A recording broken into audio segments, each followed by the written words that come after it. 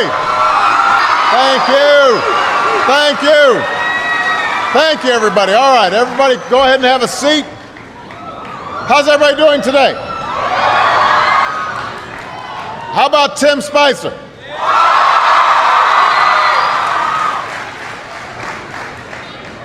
I am here with students at Wakefield High School in Arlington, Virginia. And we've got students tuning in from all across America, from kindergarten through 12th grade. And I am just so glad that all could join us today. And I want to thank Wakefield for being such an outstanding host. Give yourselves a big round of applause.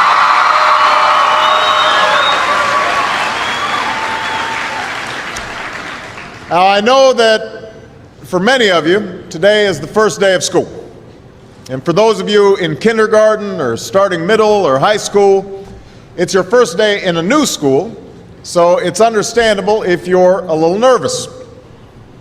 I imagine there's some seniors out there who are feeling pretty good right now, with just one more year to go. And no matter what grade you're in, some of you are probably wishing it were still summer, and you could have stayed in bed just a little bit longer this morning. I know that feeling. When I was young, my family lived overseas. I lived in Indonesia for a few years. And my mother, she didn't have the money to send me where all the American kids went to school. But she thought it was important for me to keep up with an American education. So she decided to teach me extra lessons herself, Monday through Friday. But because she had to go to work, the only time she could do it was at 4:30 in the morning. Now, as you might imagine, I wasn't too happy about getting up that early. And a lot of times I'd fall asleep right there at the kitchen table. But whenever I'd complain, my mother would just give me one of those looks and she'd say, "This is no picnic for me either, Buster." So I know that some of you are still adjusting to being back at school, but I'm here today because I have something important to discuss with you. I'm here because I want to talk with you about your education and what's expected of all of you in this new school year. Now, I've given a lot of speeches about education, and I've talked about responsibility a lot. I've talked about teachers' responsibility for inspiring students and pushing you to learn. I've talked about your parents' responsibility for making sure you stay on track and you get your homework done and don't spend every waking hour in front of the TV or with the Xbox. I've talked a lot about your government's responsibility for setting high standards and supporting teachers and principals and turning around schools that aren't working, where students aren't getting the opportunities that they deserve.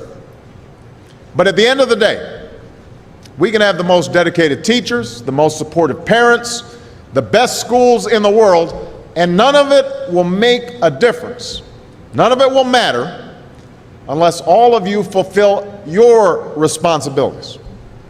Unless you show up to those schools, unless you pay attention to those teachers, unless you listen to your parents and grandparents and other adults and put in the hard work it takes to succeed.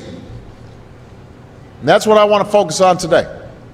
The responsibility each of you has for your education.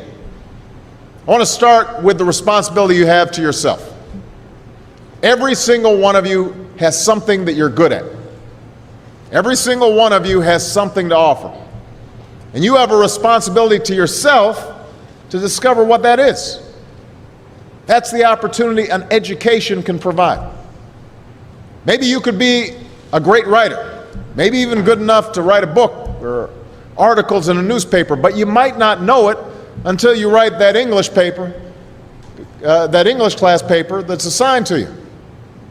Maybe you could be an innovator or an inventor, maybe even good enough to come up with the next iPhone or the new medicine or vaccine, but you might not know it until you do your project for your science class. Maybe you could be a mayor or a senator or a Supreme Court justice, but you might not know that until you join student government or the debate team. And no matter what you want to do with your life, I guarantee that you'll need an education to do it. You want to be a doctor or a teacher or a police officer? You want to be a nurse or an architect, a lawyer or a member of our military? you're going to need a good education for every single one of those careers. You cannot drop out of school and just drop into a good job. You've got to train for it and work for it and learn for it. And this isn't just important for your own life and your own future.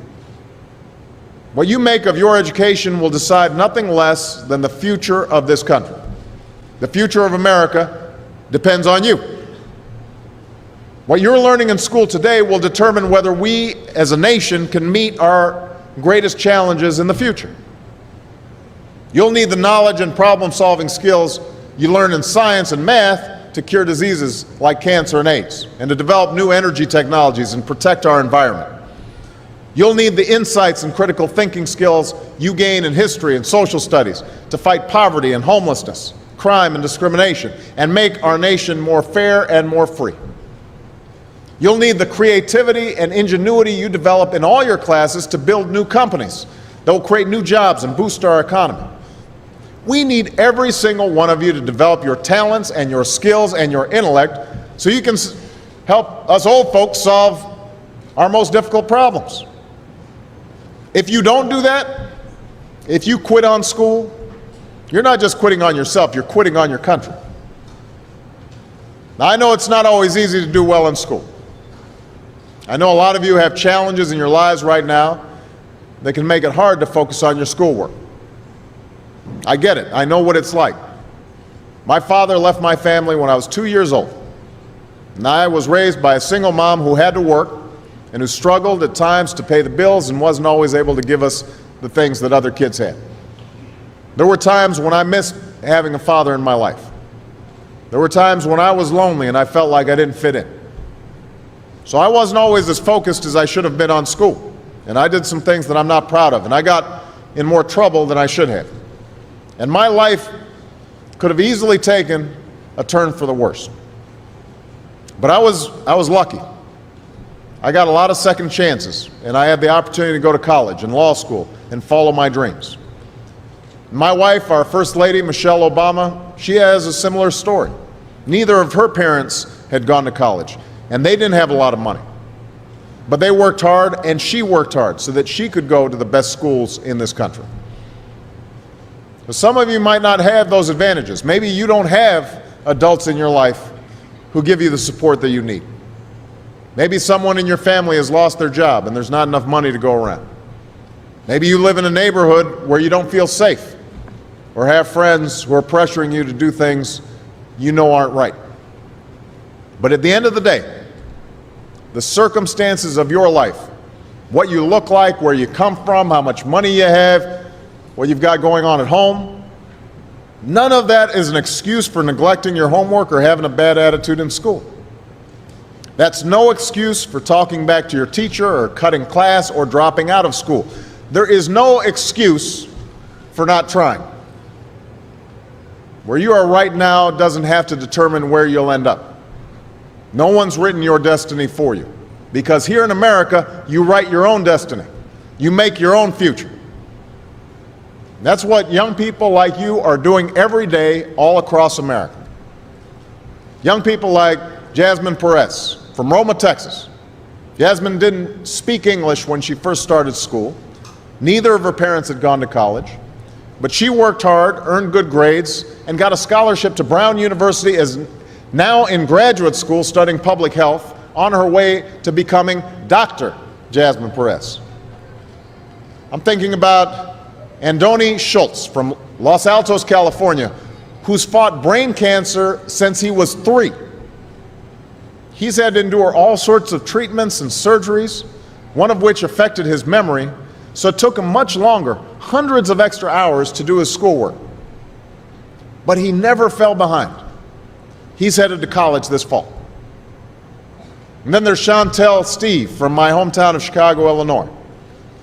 Even when bouncing from foster home to foster home in the toughest neighborhoods in the city, she managed to get a job at a local health care center, start a program to keep young people out of gangs, and she's on track to graduate high school with honors and go on to college. And Jasmine, Andoni, and Chantel aren't any different from any of you.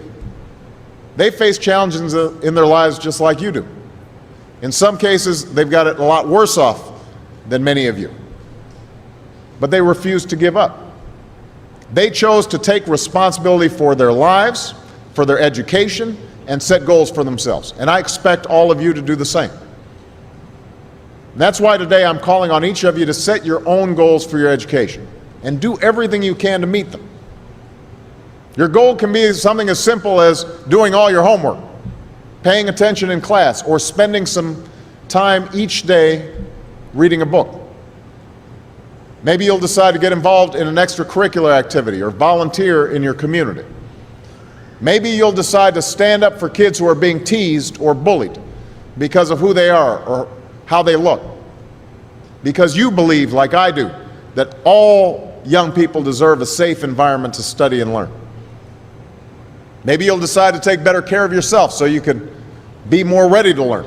And along those lines, by the way, I hope all of you are washing your hands a lot and that you stay home from school when you don't feel well so we can keep people from getting the flu this fall and winter. But whatever you resolve to do, I want you to commit to it. I want you to really work at it. I know that sometimes you get that sense from TV that you can be rich and successful without any hard work, that your ticket to success is through rapping or basketball or being a reality TV star. Chances are you're not going to be any of those things. The truth is, being successful is hard. You won't love every subject that you study. You won't click with every teacher that you have. Not every homework assignment will seem completely relevant to your life right at this minute. And you won't necessarily succeed at everything the first time you try. That's okay. Some of the most successful people in the world are the ones who've had the most failures. J.K. Rowling, who wrote Harry Potter, her first Harry Potter book was rejected 12 times before it was finally published. Michael Jordan was cut from his high school basketball team. He lost hundreds of games and missed thousands of shots during his career. But he once said, "I have failed over and over and over again in my life, and that's why I succeed." These people succeeded because they understood that you can't let your failures define you. You have to let your failures teach you. You have to let them show you what to do differently the next time. So if you get into trouble, that doesn't mean you're a troublemaker. It means you need to try harder to act right. If you get a bad grade, that doesn't mean you're stupid. It just means you need to spend more time studying. No one's born being good at all things. You become good at things through hard work. You're not a varsity athlete the first time you play a new sport. You don't hit every note the first time you sing a song. You've got to practice. The same principle applies to your schoolwork. You might have to do a math problem a few times before you get it right. You might have to read something a few times before you understand it. You definitely have to do a few drafts of a paper before it's good enough to hand in. Don't be afraid to ask questions. Don't be afraid to ask for help when you need it. I do that every day. Asking for help isn't a sign of weakness, it's a sign of strength, because it shows you have the courage to admit when you don't know something, and that then allows you to learn something new. So find an adult that you trust, a parent, a grandparent, or a teacher, a coach, or a counselor, and ask them to help you stay on track to meet your goals. And even when you're struggling, even when you're discouraged, and you feel like other people have given up on you, don't ever give up on yourself. Because when you give up on yourself, you give up on your country. The story of America isn't about people who quit when things got tough. It's about people who kept going, who tried harder, who loved their country too much to do anything less than their best. It's the story of students who sat where you sit 250 years ago and went on to wage a revolution, and they founded this nation. Young people. Students who sat where you sit 75 years ago, who overcame a depression and won a world war, who fought for civil rights and put a man on the moon. Students who sat where you sit 20 years ago, who founded Google and Twitter and Facebook and changed the way we communicate with each other. So today, I want to ask all of you, what's your contribution going to be? What problems are you going to solve? What discoveries will you make? What will a president who comes here in 20 or 50 or 100 years say about what all of you did for this country? You know, your families, your teachers, and I are doing everything we can to make sure you have the education you need to answer these questions. I'm working hard to fix up your classrooms and get you the books and the equipment and the computers you need to learn. But you've got to do your part too. So I expect all of you to get serious this year. I expect you to put your best effort into everything you do. I expect great things from each of you. So don't let us down. Don't let your family down or your country down. Most of all, don't let yourself down. Make us all proud. Thank you very much, everybody.